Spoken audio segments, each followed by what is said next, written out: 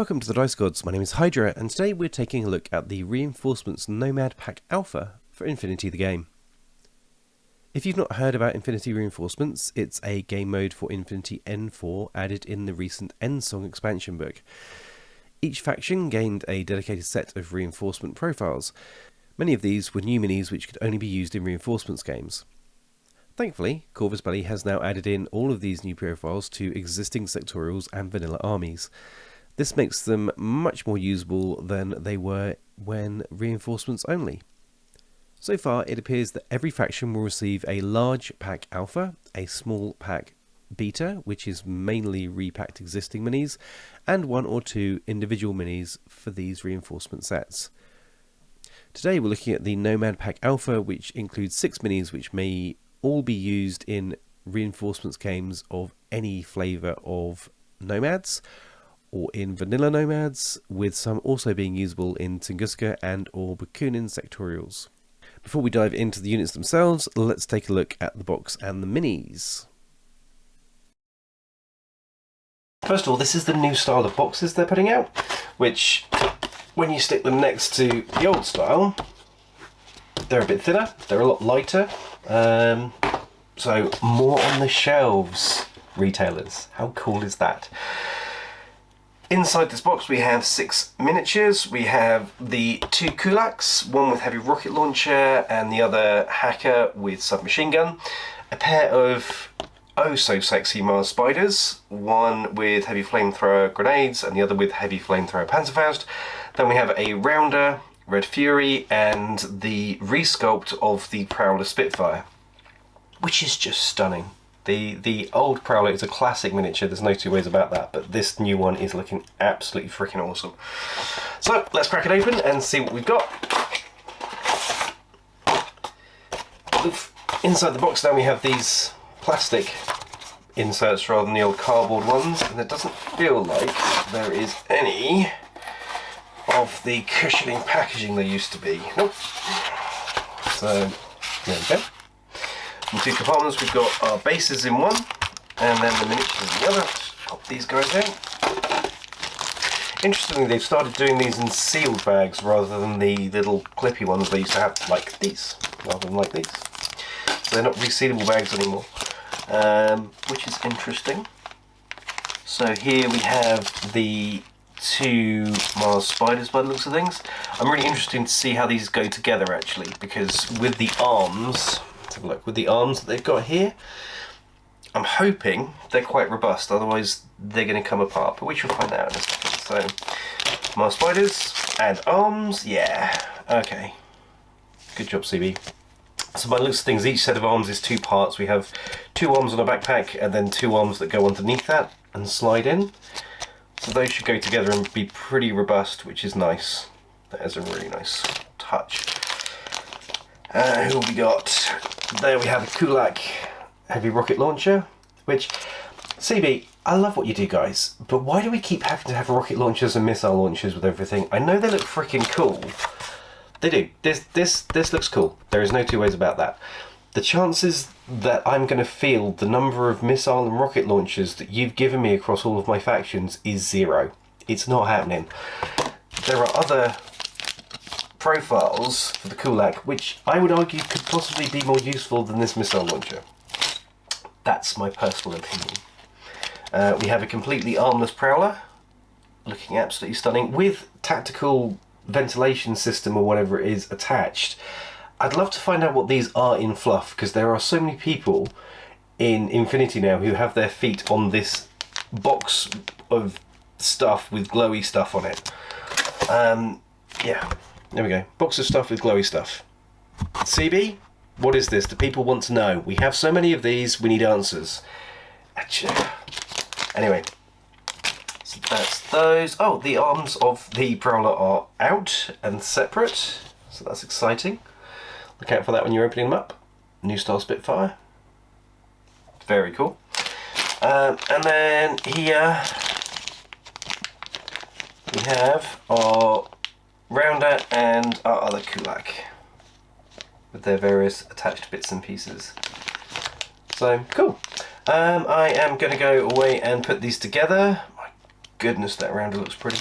I'm going to go away and put these together, and then we'll come back and we'll look at the miniatures with them together and talk about the profiles and how they fit in armies, both vanilla, reinforcements, and the sectorials that they sit in. See you soon. So that's the minis. What about the profiles and what they do in game? Well, let's take a look. Let's start with the Casino Security Rounders, a light infantry unit which may be used in vanilla, Tunguska, and Bakunin sectorials. Stat-wise, the Rounders are fairly standard, with the BS-12, Whip 13 and 1 arm, which we see with troopers at this point level in Nomads. However, it's in their loadouts that the fun starts. The biometric and multispectral visors make this unit a versatile hunter of sneaky stuff. Whether it's an impersonator or a camo token, the Rounder can ruin its day. Special skills are also nice, with marksmanship ignoring negative cover mods to BS, and NCO letting the Rounder spend lieutenant orders being especially tasty. Of the 4 profiles, the Red Fury, which is modelled in the box, and the Hacker are the standouts for me. The Hacker having the Trinity program so it can nuke other hackers is especially nice when added to the BTS-3 of the Rounder. It's a surprisingly effective camo, impersonator and hacker hunter then. The Rounder can also join fire teams in both Tunguska and Bakunin, though it lacks any keywords. Whilst this means you will lose some benefits for not being a matched fire team, the inclusion of a Red Fury into a Moderator or Securitate fire team can be devastating, especially when paired with multispectral and biometric visors. Next we have the Kulak Payback unit. Kulaks are medium infantry for vanilla and Tunguska. The stats are what you'd expect for medium infantry: BS 13, Whip 13, Arm 2 and BTS 3. Special skills include a nice built-in shock ammo for BS attacks and mimetism -3. In the box we get 2 of these lads, the heavy rocket launcher and a submachine gun unit. There are also options for a chain of command or a forward observer version of these as well. The SMG trooper can be either a killer hacker or a hacker. Both come with D charges for less than 25 points, which is nice and could do some work. The heavy rocket launcher is also fairly nice. The template with BS 13, continuous and shock ammo is pretty vicious. In Tunguska, the Kulak can join either a light Securitate fire team or buddy up with a Kriza Borach in a duo.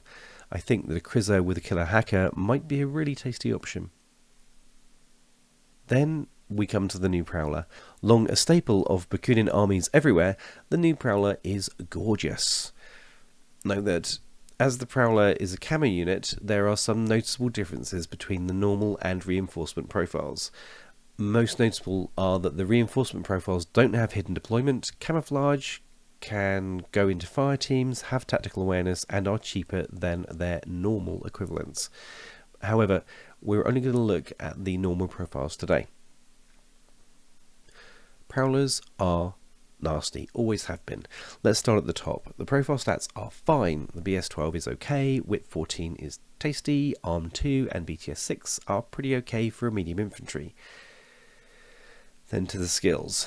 So, camo, hidden deployment, infiltration, mimetism -3, specialist operative, stealth and surprise shot -3 is a strong cocktail of filth.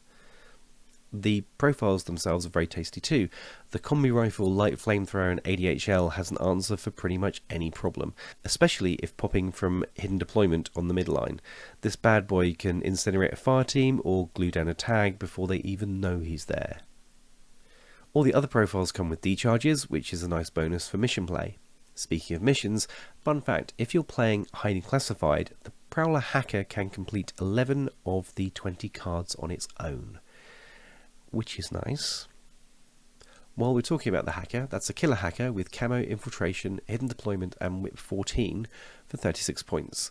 That is pretty nice. The Spitfire, which comes in the box, comes with the nanopulsar in case you got bored of making your enemies die with bullets. And the boarding shotgun is there for that comedy midline +6 shot from cover with surprise shot and mimetism, so the enemy is responding at -9 BS minimum. None of this is pleasant. That said, these aren't cheap, ranging from 33 to 39 points, but it's a sad day when a Prowler doesn't make its points back, either in kills or mission points. Last, but by no means least, we have the vile, excessive filth that is the Marspider. A light infantry with... Look, it's gross. It's just...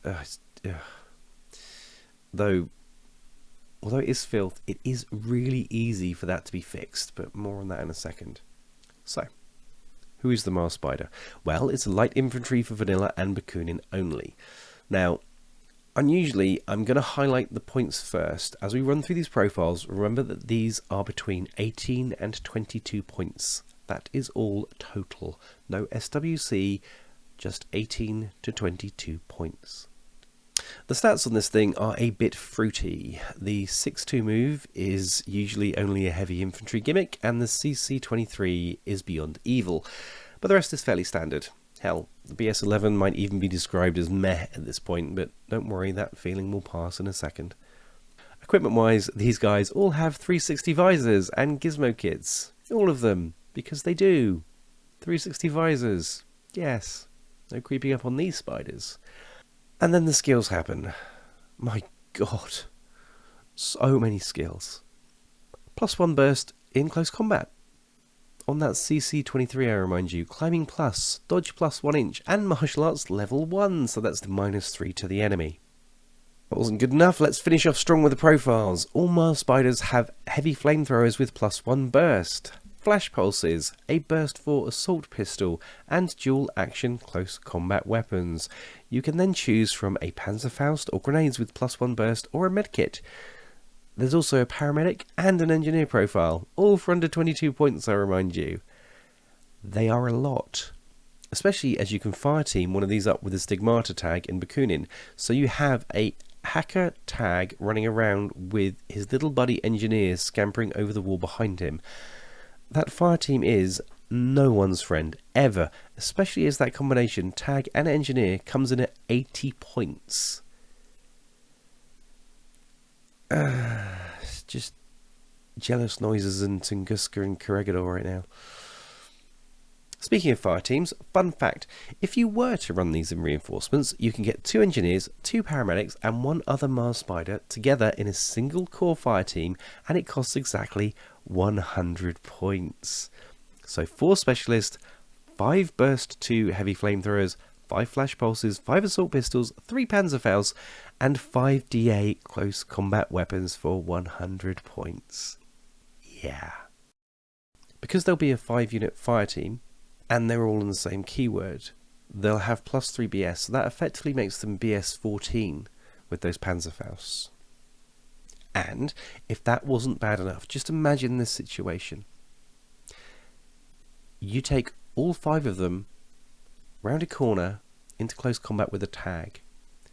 You'd attack with the fire team lead, getting +1 burst from the skills, then another 4 burst for the other members of the fire team, giving you 6 burst in close combat total. With Martial Arts 1, you'll be CC-26, meaning that the lowest you can roll is a 7, and you'll crit on 14s. When you do land a hit, it'll be 2 saves due to the dual action CCW. So let's say your target flubs the rolls, and you only crit once. It's a bad day, you're a bit tired, you don't get those crits in. Then your target will need to make 13 saves against damage 13. And that fire team is 100 points. It's a rare thing, but I would almost say that the Marspider is so good that it's an auto-include. There's just no good reason to leave it at home when you can take it.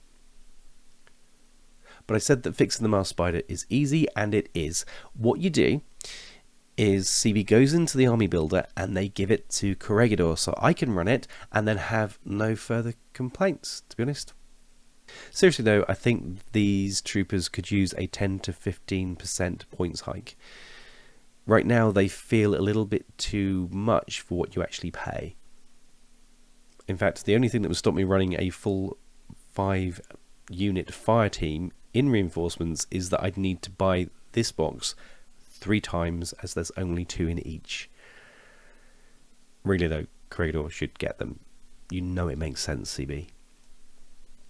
So overall, Reinforcements Nomad Pack Alpha is a very strong set with some epic sculpts and with some very strong profiles.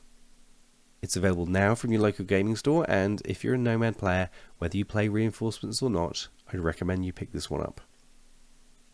Let us know what your favourite mini is in the box if you are picking it up, and whether you think Marspiders are as nasty as we do. Thanks for watching, like, share and subscribe if you haven't already, and consider signing up for our channel membership or Patreon to help support the channel so we can make more great stuff for your personal pleasure and delight. Plus, you'll get access to early videos and some exclusive videos. We'll see you soon.